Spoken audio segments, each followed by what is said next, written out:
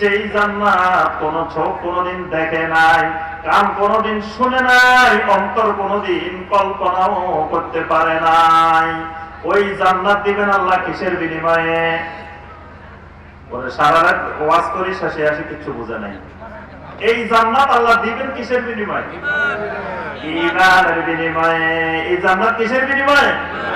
ইন্নাল্লাযীনা আমানু ওয়া আমিলুস সালিহাতি কানাত লাহুম জান্নাতুল ফিরদাউসি নুজুলা। আল্লাহ বলেন ঈমান আছে, আমলে সালেহ আছে, ওই মানুষগুলোর জন্য জান্নাতুল ফিরদাউসের মেহমানদারি রেডি আছে। সুবহানাল্লাহ। ঈমান যে মানুষটার কাছে আছে, এই মানুষটার মৃত্যুকালীন সময়ে ফেরেশতারা এসে বলেন, আল্লাহ তাখাফু ওয়ালা তাহজানু ওয়া আবশিরু বিল জান্নাহ। ও আল্লাহর বান্দা, ও আল্লাহর বান্দী, তোমার কোনো ভয় নাই, চিন্তা নাই, কোনো পেরেশানি নাই, তোমাকে আমরা জান্নাতের সুসংবাদ শোনাইতে আসছি। সুবহানাল্লাহ।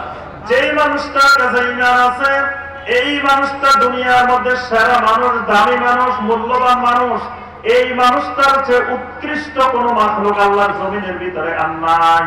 যে মানুষটার মধ্যে ঈমান নাই, এই মানুষটার মতো নিকৃষ্ট প্রাণী, নিকৃষ্ট কোন জীব আল্লাহর জমিনে আর নাই। সূরা আল বায়িনা আয়াত নম্বর 6 আর 7। 6 নম্বর আয়াতে আল্লাহ বলেন, ইন্নাল্লাযীনা কাফারু মিন আহলিল কিতাবি ওয়াল মুশরিকিনা ফি নারি জাহান্নাম খালিদিনা ফিহা উলাইকা হুম শাররুল বারিয়া। এই মানুষগুলো হলো সৃষ্টির মধ্যে সবচাইতে নিকৃষ্ট সৃষ্টি। কুকুরের চাইতেও নিকৃষ্ট, বিড়ালের চাইতেও নিকৃষ্ট, শিয়ালের চাইতেও নিকৃষ্ট, সমস্ত মাখলুকের মধ্যে নিকৃষ্ট।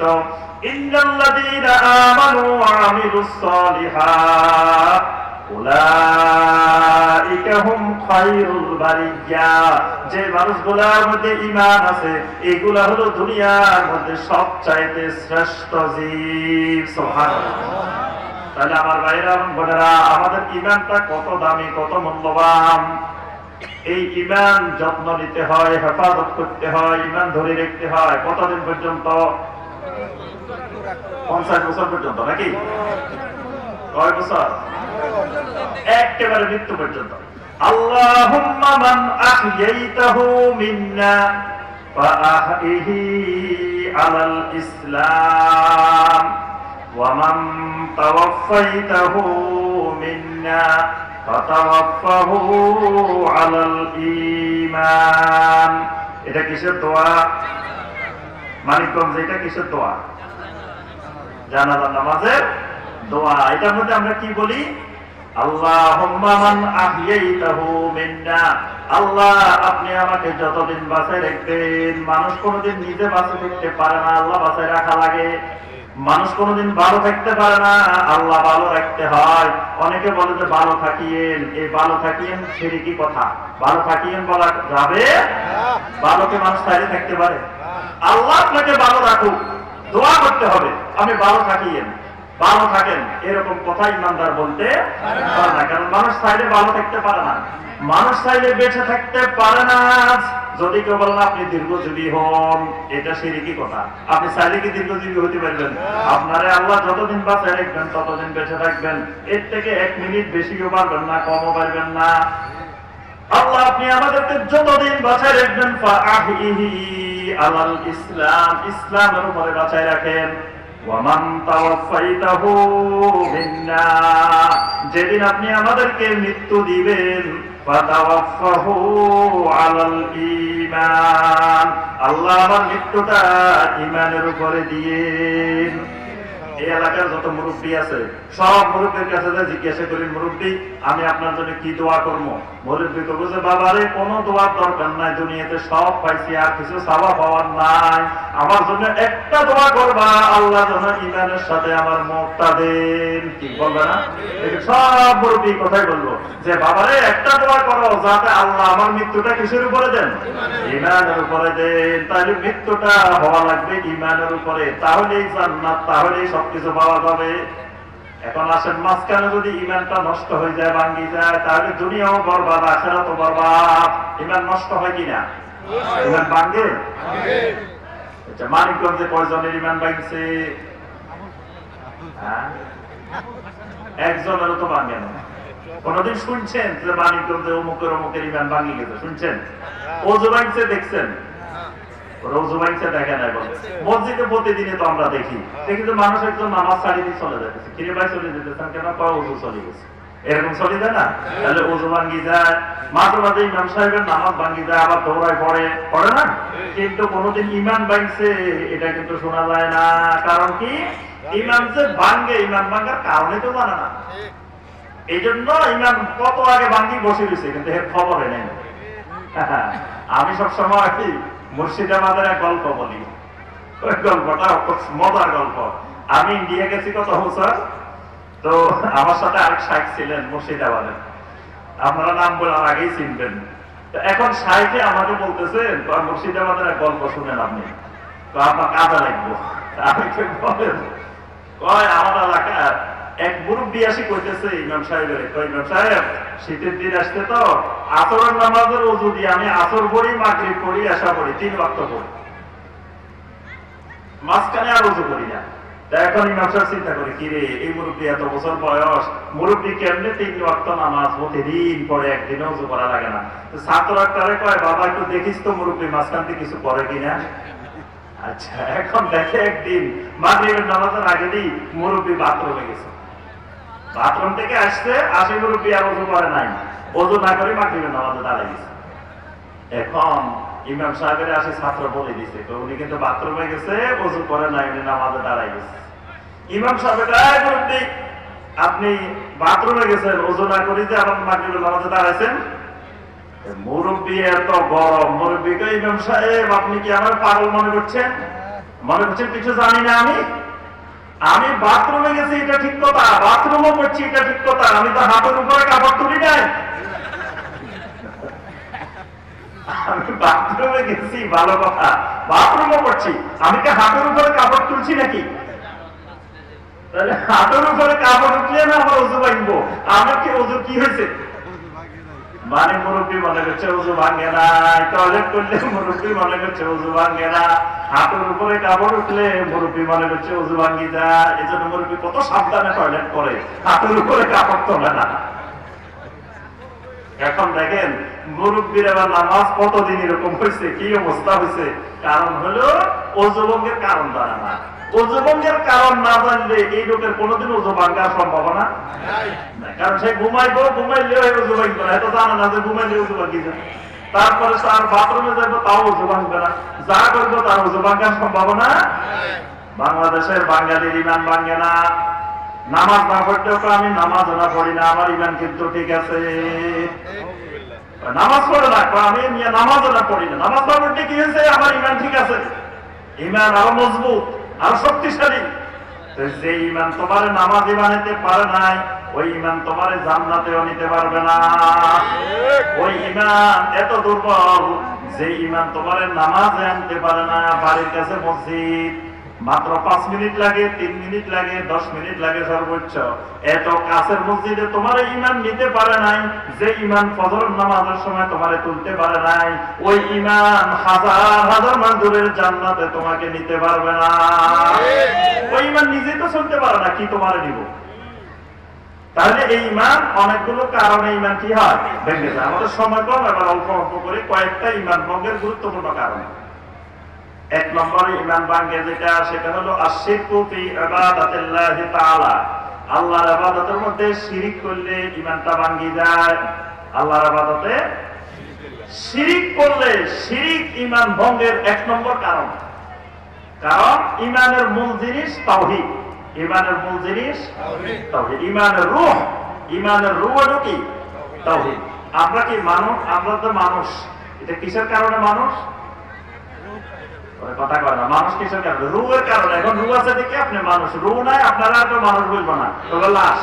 এই লাশটা একটু বাইরে রাখ, এই লাশটা একটু খাতে তোল, এই লাশটা। আপনি যতক্ষণ রু ছিল তখন মানুষ, রুটা নাই, এবার আপনি মানুষও নাই, আপনি এখন কি হয়ে গেছেন? লাশ হয়ে গেছেন। তাহলে মানুষ ততক্ষণ যতক্ষণ রু আছে, ইমান ততক্ষণ যতক্ষণ ইমানের ভিতরে তাওহীদ আছে। তাওহীদটা ইমানের রূহ। তাওহীদ নাই, আপনার আর ঈমানও নাই। তো তাওহীদ নষ্ট করে কিসে? শিরিক। তাওহীদ নষ্ট করে কিসে? শিরিক। এই জন্য শিরিক যখন করে কোন আল্লাহর বান্দা, কোন আল্লাহর বান্দি, সাথে সাথে তার ঈমানটা চলে যায়। শিরিক কেমনে করে? দাওয়াতু গায়রিল্লাহ মা আল্লাহ ফিল ইবাদা, আল্লাহর ইবাদতের মধ্যে গায়রুল্লাহকে আল্লাহর সাথে সম্পৃক্ত করলে এটার নাম শিরিক। গায়রুল্লাহ মানে আল্লাহ ছাড়া যা কিছু আছে, সমস্ত আম্বিয়া আলাইহিমুস সালাম গায়রুল্লাহ, সমস্ত ফেরেশতারা গায়রুল্লাহ, সমস্ত ওলিয়া উলিয়া গায়রুল্লাহ, সমস্ত মানুষ গায়রুল্লাহ, সমস্ত মাছ গায়রুল্লাহ, সমস্ত প্রাণী গায়রুল্লাহ, সমস্ত গাছপালা গায়রুল্লাহ। এই কোন একটা জিনিসকে যদি আল্লাহর সাথে সম্পৃক্ত করা হয় আল্লাহর ইবাদতের মধ্যে, এটার নাম হয়ে যায় কি? শিরক। যেমন একটা গুরুত্বপূর্ণ ইবাদত হলো আদ-দুআ। নবী সাল্লাল্লাহু আলাইহি ওয়াসাল্লাম বলেন আদ-দুআ হুয়াল ইবাদা, দোয়া হলো আল্লাহর ইবাদত। দোয়া মানে কি? দোয়া মানে সাওয়াব। দোয়া মানে দোয়া দুই ধরনের হয়, একটা হলো দোয়াউল মাসআলা আর একটা হলো দোয়াউল ইবাদা। যত ইবাদত আছে সমস্ত ইবাদতের আরেক নাম দোয়া। যত ইবাদত আছে সব ইবাদতের আরেক নাম কি? দোয়া। দোয়া, এটাকে বলা হয় দোয়াউল ইবাদা। আরেকটা দোয়া হলো দোয়াউল মাসআলা, মানে আল্লাহর কাছে চাওয়া। চাওয়াটাও একটা দোয়া। আল্লাহ রাব্বুল আলামিনের কাছে বান্দা যত চায় আল্লাহ রাব্বুল আলামিন তত খুশি। মাল্লাম ইয়াসআলিল্লাহ ইয়াগদাব আলাইহি, আল্লাহর কাছে যদি বান্দা না চায় আল্লাহ রাব্বুল আলামিন রাগান্বিত হন। কেউ যদি দোয়া না করে আল্লাহর কাছে না চায় আল্লাহ রাব্বুল আলামিন ঘোষণা দেন ইন্নাল্লাযীনা ইস্তাকবিরুনা আন ইবাদাতি সায়াদখুলুনা জাহান্নামা দাখিরিন। কেউ যদি অহংকার করে আমার কাছে দোয়া না করে লাঞ্ছিত হয়ে জাহান্নামে যাবে। তাহলে দোয়া একটা গুরুত্বপূর্ণ ইবাদত। এই দোয়া করতে হবে কার কাছে? উত্তর সঠিক হয় নাই, একমাত্র আল্লাহর কাছে। একমাত্র আল্লাহর কাছে। দোয়া করতে হবে কার কাছে? ওই পিছনে যে বাইরে বলে না, দোয়া করতে হবে কার কাছে? আল্লাহ রাব্বুল আলামিন বলেন বান্দারে, তোমার কাছে মনে হতে পারে, মনে হয় আল্লাহ একটু বিশ্রাম নিতেছে, আল্লাহরে যদি এখন দোয়া করি আল্লাহ আমার ডাকে সাড়া দিতে পারবে কিনা? আল্লাহ রাব্বুল আলামিন বলেন লা তাখুযুহু সিনাতু ওয়ালা নাওম, আমি আল্লাহর ঘুম তো নাই, আমি আল্লাহর কোন তন্দ্রাও নাই। তুমি রাতের একটাও যদি আল্লাহ বলে ডাক দাও, রাতের তিনটাও যদি আল্লাহ বলে ডাক দাও, রাতের চারটাও যদি আল্লাহ বলে ডাক দাও, ওয়া ক্বালা রাব্বুকুম উদউনি আস্তাজিব লাকুম, তুমি আল্লাহ বলে ডাক দিলে আমি আল্লাহর সাথে সাথে তোমার ডাকে সাড়া দিই। সুবহানাল্লাহ। তুমি আল্লাহ ছাড়া যত ধরনের ডাক দিবা তোমার ডাকে কেউ সাড়া দিবে না, সে তোমার ডাক শুনবেও না। তুমি এখান থেকে আব্দুল কাদের জিলানী রাহমাতুল্লাহ আলাইহির ডাক দিতে দিতে তোমার গলা ফাটাই ফেলবে, আব্দুল কাদের জিলানী রাহমাতুল্লাহ আলাইহি শুনবে না, মুঈনুদ্দিন চিশতি রাহমাতুল্লাহ আলাইহি শুনবে না, দুনিয়ার কোন ওলি আউলিয়া তোমার ডাক শুনবে না। একমাত্র আল্লাহ রাব্বুল আলামিনকে যখন তুমি যেই মুহূর্তে যেখানে যেই বিপদে আপদে যেখান থেকে ডাক দিবা আল্লাহ রাব্বুল আলামিন সাথে সাথে তোমার ডাকে সাড়া দিবেন। সুবহানাল্লাহ। আবার মনে হতে পারে ওরে আমার আল্লাহ তো হলো আরশে আজিমের উপরে, আরশের উপরে, আমি হলাম জমিনে, এখান থেকে ডাক দিলে আমার আল্লাহ শুনবে কিনা? আল্লাহ রাব্বুল আলামিন এক মহিলা আল্লাহ সুবহানাহু ওয়া তাআলাকে ডাক দিয়েছে, মহিলার নাম হলো খাওলা বিনতে সালাবা রাদিয়াল্লাহু তাআলা আনহা। মহিলার স্বামী আউস ইবনে সামিত মহিলার সাথে জিহাদ করছে। মহিলা আল্লাহ রাসূল সাল্লাল্লাহু আলাইহি ওয়াসাল্লামের কাছে আসছেন, এসে বলেন ইয়া রাসূলুল্লাহ সাল্লাল্লাহু আলাইহি ওয়াসাল্লাম, আমার স্বামী আউস ইবনে সামিত জিহাদ করে ফেলছে, অর্থাৎ আমাকে তার মায়ের সাথে তুলনা করছে। জাহেলিয়াতের নিয়ম অনুযায়ী তালাক হয়ে গেছে। এখন বুড়া মানুষ রাগের মাথায় দেখবেন বুড়া মানুষের মুখ চলে বেশি, কারণ বুড়া মানুষের শরীরে শক্তি থাকে না, এজন্য বুড়া মানুষের মুখ চলে বেশি। যার শরীরে শক্তি আছে এই হাত থাকতে মুখে কিসের কথা? এজন্য যুবকের মুখ চলে না, হাত চলে। আর বুড়া মানুষের হাত চলে না, কি চলে? বুড়া মানুষ যে দমক দেয়, যদি দমকের সাথে শরীরে শক্তিও থাকতো তো দুনিয়া উল্টাই ফেলতো। এখন তার তো ধমকের সাথে শরীরের শক্তি নাই। এই জন্য দেখবেন যাদের দলিল থাকে, কোরআন সুন্নাহর দলিল থাকে, তাদের কথা নরম, তাদের কথা তাদের শক্ত বলা লাগে না, কারণ তাদের দলিলে কথা কয়। আর যাদের দলিল নাই তাদের মুখ চলে বেশি, বুড়া মানুষের মতো, তাদের মুখ চলে বেশি। কার মতো? বুড়া মানুষের মতো। বুড়া বুড়ি দেখবেন একজনের ছাড়া একজন থাকতেও পারে না, আবার ঝগড়াও করে বেশি। বুড়া বুড়ি ঝগড়াও করে বেশি, আবার একজনের ছাড়া একজন থাকতেও পারে না। এখন এই আউস ইবনে সালামা রাদিয়াল্লাহু তাআলা আনহু জিহাদ করে ফেলছে। খাওলা বিনতে সালামা রাদিয়াল্লাহু তাআলা আনহা বলেন, ইয়া রাসূলুল্লাহ সাল্লাল্লাহু আলাইহি ওয়াসাল্লাম, এই লোক তো রাগের মাথায় আমার জিহাদ করে ফেলছে, আমি যদি এখন চলে যাই বুড়া মানুষ অনেক কষ্ট পাইবো। ইয়া রাসূলুল্লাহ সাল্লাল্লাহু আলাইহি ওয়াসাল্লাম, আপনি এই ব্যাপারে ফয়সালা দেন। নবী সাল্লাল্লাহু আলাইহি ওয়াসাল্লাম বলেন, আমি তো নিজের থেকে কোনো ফয়সালা দিই না।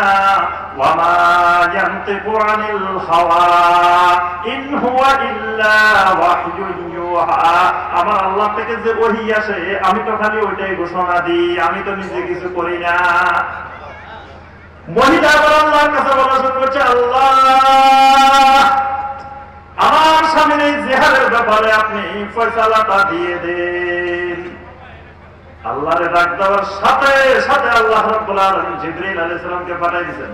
জিবরিল ওহী নিয়ে আসি নবী সাল্লাল্লাহু আলাইহি ওয়াসাল্লামকে শোনাই দিলেন, কাদ সামিআল্লাহু কাওলাল্লাতী তুজাদিলুকা ফি যাওজিহা ওয়া তাশতাকি ইলাল্লাহ। সুবহানাল্লাহ।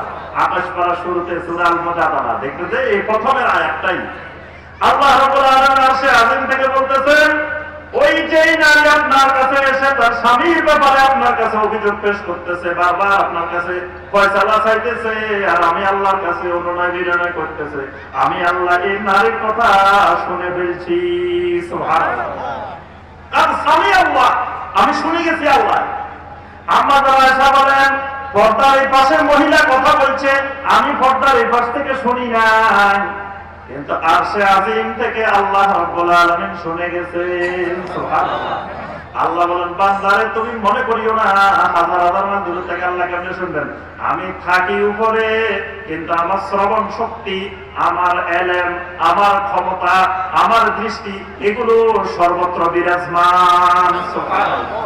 এগুলোর বাহিরে তুমি কিছু করার ক্ষমতা নাই। তাহলে এখন আমার সন্তান দরকার, চাইতে হবে কার কাছে?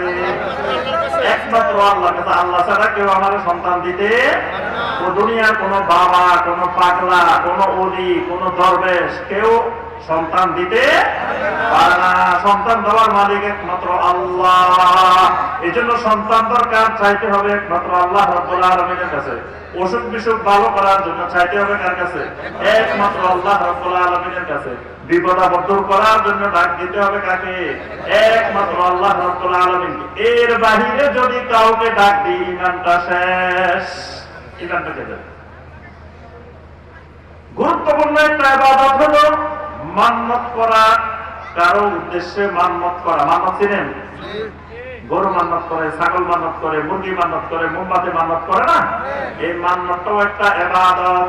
মান্নতটা একটা ইবাদত। এই ইবাদত কার জন্য? একমাত্র আল্লাহ রাব্বুল আলামিনের জন্য। আল্লাহ ছাড়া কারোর জন্য যদি মান্নত করে তাহলে শিরক। আল্লাহ ছাড়া কারোর জন্য 5 টাকা মান্নত করলেও ঈমান শেষ। ঈমান শেষ হওয়ার জন্য 5 কোটি টাকা লাগে না। 5 টাকায় আপনি একটা মোমবাতি দিবেন, মান্নত করে ফেলছেন, আপনার ঈমানটা শেষ।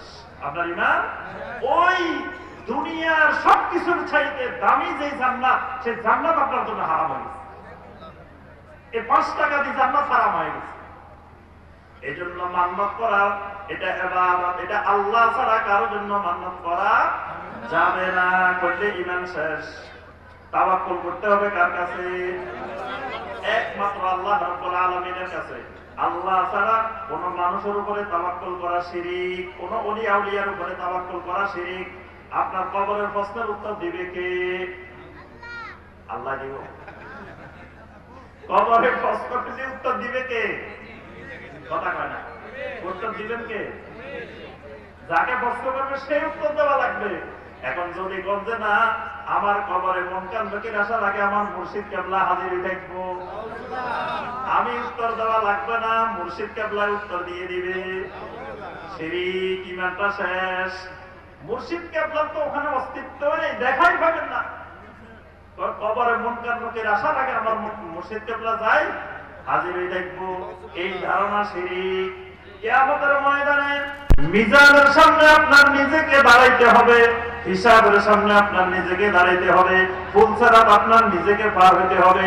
কোন মুর্শিদ কেবলা, কোন মুর্শিদ বাবা, কোন অমুক তমুক আপনাকে পার করার ক্ষমতা নাই। একটা জিহাদের মধ্যে 3 জন সাহাবীকে সেনাপ্রধান বানানো হয়েছে। কোন যুদ্ধ বলেন তো দেখি? মুতার, গাজওয়ায়ে মুতার। 3 জন সাহাবীর নাম নবী সাল্লাল্লাহু আলাইহি ওয়াসাল্লাম ঘোষণা করলেন। 1 নম্বরে যায়েদ ইবনে হারিসা রাদিয়াল্লাহু তাআলা আনহু, 2 নম্বরে জাফর ইবনে আবী তালিব রাদিয়াল্লাহু তাআলা আনহু, 3 নম্বরে আব্দুল্লাহ বিন রাওয়াহা রাদিয়াল্লাহু তাআলা আনহু। 3 জন সাহাবীর নাম নবী সাল্লাল্লাহু আলাইহি ওয়াসাল্লাম আর কোন জিহাদের ময়দানে ঘোষণা করেন নাই, একমাত্র মুতার যুদ্ধে 3 জনের নাম ঘোষণা করছেন। একজন ইহুদি দৌড়ায় এসে বলে, আল্লাহর নবীরা যার নাম বলি দে, এই মানুষগুলো জিহাদের ময়দান থেকে আর ফেরত আসে না, তোমরা 3 জনে শহীদ হয়ে যাইবা। 3 জনে জিহাদের ময়দানে রওনা দিয়েছেন। আব্দুল্লাহ বিন রাওয়াহা রাদিয়াল্লাহু তাআলা আনহু যখন ঘর থেকে বের হইতেছেন, চিৎকার করে করে খালি কাঁদে। সাহাবায়ে কেরাম বলা বলি করতে লাগলেন, মনে হয় আব্দুল্লাহ বিন রাওয়াহা শহীদ হয়ে যাবে, ভয় পাইছে। সবাই এসে জিজ্ঞাসা করলেন, আব্দুল্লাহ বিন রাওয়াহা আপনি কাঁদেন কেন, আপনার ভয়ের কারণ কি? আব্দুল্লাহ বিন রাওয়াহা রাদিয়াল্লাহু তাআলা আনহু বললেন, ভাইরা আমি শহীদ হয়ে যাব, এই জন্য আমি আব্দুল্লাহ বিন রাওয়াহা কাঁদি না, কারণ শাহাদাত আমার তামান্না। আমি ইসলামে আসার পর থেকে আল্লাহর কাছে প্রতিদিন চাই, আল্লাহ আমাকে শাহাদাত দাও, শাহাদাত দাও। তো আমার তাবুকের এই মুতার যুদ্ধে যাওয়া শাহাদাতের আমার বিরাট একটা সুযোগ, আমার আনন্দের দিন। কিন্তু আমি কাঁদি যখন আমি ঘর থেকে বের হয়েছি, তখন সূরা মারইয়ামের 71 নম্বর আয়াতের কথা আমার মনে পড়ে গেছে। আল্লাহ রাব্বুল আলামিন ঘোষণা করেছেন, ওয়া ইম মিনকুম ইল্লা ওয়ারিদুহা কানা আলা রাব্বিকা হাতমান মাকদিয়া। আল্লাহ রাব্বুল আলামিন বলেন, আমি তোমাদের জন্য একটা সেতুর ব্যবস্থা করে রাখছি, একটা সিরাতের ব্যবস্থা করে রাখছি। এই কঠিন এই সেতু তোমাদেরকে অবশ্যই অবশ্যই পাড়ি দেওয়া লাগবে। আমি আব্দুল্লাহ বিন রাওয়াহা চিন্তা করি, আহারে আমি ওই সেতুটা পার হয়ে আল্লাহর জান্নাতে যেতে পারবো কিনা। সুবহানাল্লাহ। ওই সেতু আপনাকে মুর্শিদ কেবলা পার করবে না, কোন পীর সাহেব কেবলা পার করবে না, কোন ওলি আউলিয়া আপনাকে ওই সেতু পার করতে পারবে না, নিজেকে নিজে পার হওয়া লাগবে। এজন্য মান্নত আল্লাহ ছাড়া কারোর জন্য করা যাবে না, তাওয়াক্কুল আল্লাহ ছাড়া কারো উপরে করা যাবে না। তাওয়াক্কুল করতে হবে কার উপরে? একমাত্র আল্লাহ রাব্বুল আলামিনের উপরে। সিজদা করা ইবাদত, সিজদা করতে হবে একমাত্র আল্লাহ রাব্বুল আলামিনকে। আল্লাহ ছাড়া কাউকে সিজদা করলে ঈমান ভেঙে যাবে। কোন জীবিত মানুষকেও সিজদা করা যাবে না, কোন মৃত মানুষকেও সিজদা করা যাবে না। ঈমান ভঙ্গের গুরুত্বপূর্ণ একটি কারণ আল-ইরাদু আন দীনিল্লাহি তাআলা লা ইয়াতাআল্লামুহু ওয়া লা ইয়ামালু বিহি। আল্লাহর দ্বীন থেকে বিমুখ হয়ে যাওয়া, ইলমও শিখে না, আমলও করে না, ইলমেরও দাম ধারে না, আমলেরও দাম ধারে না, ঈমান ভেঙে যায়। ইলমেরও দাম ধারে না, ঈমানেরও দাম ধারে না, ইলম আমলের সাথে কোনো খবর নাই, তাহলে তার কি হয়? ঈমান ভেঙে যায়, কারণ সে আল্লাহর দ্বীন থেকে বিমুখ, দ্বীনের কোনো খবর নেই। দ্বীনের খবর রাখতে হয় কিভাবে? ইলম এবং আমলের মাধ্যমে। দ্বীনের খবর রাখতে হয় কিসের মাধ্যমে? ইলম এবং আমলের মাধ্যমে। কারণ ঈমানের খোরাক হলো ইলম, ঈমানের খোরাক ইলম। আচ্ছা, সবকিছু ক্ষুধা লাগে, আমাদের পেটে ক্ষুধা লাগে না? এখন ঈমানের যদি ক্ষুধা না লাগে, মনে করতে হবে ঈমানটা রোগাক্রান্ত, অসুস্থ। আপনার ক্ষুধা লাগে না, 3 দিন না খাইলেও ক্ষুধা নাই, তাহলে আপনি অসুস্থ, আপনার পেট ঠিক নাই। ঈমানের যদি ক্ষুধা না লাগে, বুঝতে হবে আপনার ঈমানটা অসুস্থ হয়ে গেছে। ঈমানেরও ক্ষুধা আছে, আছে না? ঈমানের ক্ষুধাটা কি দিয়ে মিটাইতে হয়? ঈমানে কি পোলাও খায় না বিরিয়ানি খায়, চা খায় না কফি খায়? ঈমানে কি খায়? ঈমানের খাবার হলো ইলম। ঈমানের খাবার হলো ইলম। ইলমটাই দালাইলুল ঈমান, ইলমটা হলো ঈমানের দলিল। এই জন্য ইলম বাদে ঈমান বাঁচে না। এলেম বাদে ইমান বাঁচে না। এলেম ইমান বাঁচার একটু হলে, ইমান টিকে রাখতে হলে এলেম লাগবে। এলেম ছাড়া কোনোদিন ইমান টিকে থাকে না। এই জন্য এলেম হলো ইমানের খোরাক, ইমানের রিজিক। এখন আল্লাহর কোন বান্দা এলেমের সাথে কোনো সম্পর্কই নাই, আমলের সাথেও কোনো সম্পর্ক নাই। এমনি পরিচয় দিয়ে আদমশুমারিতে মুসলমান, আদমশুমারিতে। আচ্ছা বলেন তো দেখি, যে সময় কিয়ামত হবে তখন পৃথিবীতে বাংলাদেশে মুসলমান থাকবে কিনা? কথা কয় না। যে সময় কিয়ামত হবে ওই সময় বাংলাদেশে মুসলমান থাকবো কিনা? কেন থাকবে না? মুসলমান গুলা কই যাবে? এখন মুসলমান কতগুলো আছে বাংলাদেশে? এখন মুসলমান কত, কয় কোটি? তাও জানেন না। এই দেশে থাকেন, এই দেশের মুসলমানের কত জন? টোটাল জনসংখ্যা কত বাংলাদেশে? প্রায় 20 কোটি ধরেন। এখন 20 কোটি ধরলে যদি এর 80% মুসলমান হয় তাহলে কত কোটি? হ্যাঁ, এই এলাকায় তো খুব দুর্বল, অঙ্কে খুব দুর্বল। 20 কোটি যদি টোটাল জনসংখ্যা হয়, 80% যদি মুসলমান হয় তাহলে মুসলমানের সংখ্যা কত? পিতা পুত্রের বয়সের সমষ্টি অঙ্ক করছেন? তাও করে না। পিতা পুত্রের বয়সের সমষ্টি এত বছর, পিতার বয়স এত বছর হলে পুত্রের বয়স কত, এই অঙ্ক করছেন না সবাই? তো এই সোজা অঙ্ক। 20 কোটি মানুষ, 80% মুসলমান, তাহলে 16 কোটি মুসলমান বাংলাদেশ। আচ্ছা কিয়ামত আসতে মুসলমান গুলো কমে যাবো না বাড়ি যাবো? কেমনে কমে যাবে? এগুলো ছেলে মেয়ে হইতো না, জনসংখ্যা বাড়বে না। কি জনসংখ্যা বাড়বে না কমবে? জনসংখ্যা বেড়ে যাবে। কিয়ামত যখন আসবে তখন দেখা যাবে মুসলমান 16 কোটির জায়গায় 50 কোটিও হয়ে যেতে পারে। কিন্তু নামে আদমশুমারিতে সব মুসলমান, কিন্তু আল্লাহ রাব্বুল আলামিনের কাছে একজন ঈমানওয়ালাও নাই। জনসংখ্যা হয়ে গেছে কতগুলা? 50 কোটি, কিন্তু আল্লাহর আদমশুমারিতে আল্লাহর গণনায় একটা ঈমানদারও নাই। ঈমানদার থাকলে কিয়ামত হবে না। অনেকে মাঝে মাঝে কয় সৌদি আরব খারাপ হয়ে গেছে, সৌদি আরব নষ্ট হয়ে গেছে, কয় না? অনেকে দেখুন সৌদি আরবের চিন্তায় ঘুম আসে না, সৌদি আরব খারাপ হয়ে যেতে। তা আমি কই ভাইরা, সৌদি আরব যদি খারাপ না হয়, সৌদি আরব যদি ঠিক থাকে, তো কিয়ামত কেমনে হইব? কি সৌদি আরবের মানুষগুলো যদি তাওহীদের উপরে থাকি যায়, সৌদি আরবের মানুষগুলো যদি ঈমান থেকে বিচ্যুত না হয়, তা আল্লাহর জমিনে একজন আহত তাওহীদ থাকলেও তো কিয়ামত হবে না। তাহলে কিয়ামতের আগে বাংলাদেশের গুলার ঈমান তো যাবে, সৌদি আরবে যতগুলো আছে এগুলারও সবগুলোর ঈমান চলে যাবে। কি তারপরে যাই দুনিয়াতে কিয়ামত হবে। তাহলে যে কথাটা আমরা বলতেছিলাম আমার ভাইরা এবং বোনেরা, তাহলে ঈমানের জন্য কি করতে হবে? এলেম লাগবে। এলেম থেকে আমল থেকে বিমুখ হলেও ঈমান ভাঙে যায়। তা আমার আলোচনা শেষ, আমার আলোচনা করবো না ইনশাআল্লাহ। আমরা যে অল্পটুকু করছি এইটুকু যদি আমল করি এটাই যথেষ্ট, বেশি লাগবে না। অল্পটাই যদি আমরা আমল করি ইনশাআল্লাহ এটাই আল্লাহ পাক আমাদের জন্য যথেষ্ট করে দিবেন, বারাকাত দিবেন। আল্লাহ রাব্বুল আলামিন আমাদেরকে ঈমানের উপরে ইস্তেকামত থাকার আল্লাহ পাক তৌফিক দান করুন। আল্লাহ রাব্বুল আলামিন আমাদের সবাইকে দুনিয়া যতদিন বাঁচিয়ে রাখেন ইসলামের উপরে বেঁচে থাকার তৌফিক দিন। দুনিয়া থেকে বিদায় নেওয়ার সময় আল্লাহ পাক ঈমানের সাথে মৃত্যুবরণ করার তৌফিক দান করুন। আল্লাহ পাক এই গোস্তা এলাকাকে আল্লাহ পাক তাওহীদের এলাকা, ঈমানের এলাকা হিসেবে কবুল ও মঞ্জুর করে নিন। আল্লাহ রাব্বুল আলামিন এই এলাকার প্রত্যেকটা ভাই বোনকে তাওহীদ বুঝার, দ্বীন বুঝার, ঈমান বুঝার তৌফিক দান করুন। সবাইকে আল্লাহ পাক সকল ধরনের শিরক, কুফর, বিদআত থেকে আল্লাহ পাক হেফাজত করুন। এই এলাকাটা আল্লাহ পাক সুন্নতের এলাকা হিসেবে কবুল করে দিন। বিদআত মুক্ত, শিরক মুক্ত এলাকা হিসেবে আল্লাহ রাব্বুল আলামিন কবুল ও মঞ্জুর করে দিন। আমিন ইয়া রাব্বাল আলামিন। সম্মানিত ভাই ও বোনেরা, আমার লেখা 14টা বই আছে এই বিভিন্ন ঈমানি বিষয়গুলোর উপরে। এই বইগুলো পড়ার চেষ্টা করবেন। এই বইগুলো পড়লে ইনশাআল্লাহ ঈমান সম্পর্কে অনেক জ্ঞান অর্জন করতে পারবেন। ঈমানের বিষয়গুলো সেখানে আলোচনা করা আছে। আল্লাহ পাক আমাদেরকে তৌফিক দিন। আমাদের আজকের যে মাহফিল আয়োজন করেছেন আলহামদুলিল্লাহ, যে গোস্তা মানবিক কল্যাণ সংঘ এলাকাবাসী এদের যৌথ উদ্যোগে, এর পিছনে আমাদের আলহামদুলিল্লাহ অনেক প্রবাসী ভাইয়ের অনেক শ্রম আছে, অনেক সহযোগিতা আছে। আমাদের প্রবাসী ভাইদের কারণে আলহামদুলিল্লাহ এই দেশের দাওয়াতি কাজ অনেক বেগবান হচ্ছে আলহামদুলিল্লাহ পুরা বাংলাদেশে, শুধু আপনাদের মানিকগঞ্জ না, অল বাংলাদেশ। আমাদের প্রবাসী ভাইদের অনেক অবদান।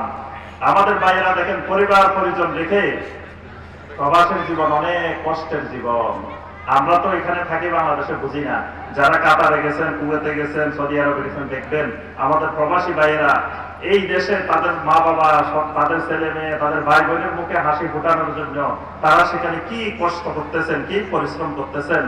এবং সাথে সাথে আলহামদুলিল্লাহ তারা ওইসব দেশ থেকে খালি আমাদের জন্য বৈদেশিক মুদ্রা আনতেছেন না, সাথে সাথে বিশুদ্ধ ঈমান, বিশুদ্ধ আমলও আমাদের জন্য সাপ্লাই করতেছেন ইনশাআল্লাহ। আল্লাহ পাক আমাদের এই প্রবাসী ভাইদেরকে কবুল ও মঞ্জুর করেন। আমাদের ভাইদের রুজি রোজগার আল্লাহ বারাকা দান করুক। আল্লাহ রাব্বুল আলামিন তাদেরকে ভালোভাবে ইলম শিখে দাঈ আল্লাহ হয়ে বাংলাদেশে এসে দাওয়াতের মাঝানেও কাজ করার আল্লাহ পাক তৌফিক দান করুন। এই দেশের শিরক বিদআত